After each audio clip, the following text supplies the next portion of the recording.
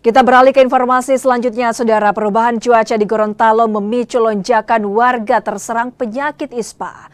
Pasien ISPA didominasi anak-anak. Perubahan cuaca dampak peralihan musim atau pancaroba membuat banyak warga di Gorontalo terserang penyakit ISPA. Di Puskesmas Kota Barat Gorontalo misalnya, sejumlah pasien ISPA alami kenaikan. Warga datang berobat dengan keluhan demam, flu hingga batuk. Pasien ISPA didominasi anak-anak. Pasien-pasien yang datang dengan keluhan panas, batuk, pilek. Panas, batuk, pilek biasanya itu kita kategorikan sebagai ISPA. Jadi yang terbanyak sekarang adalah ISPA.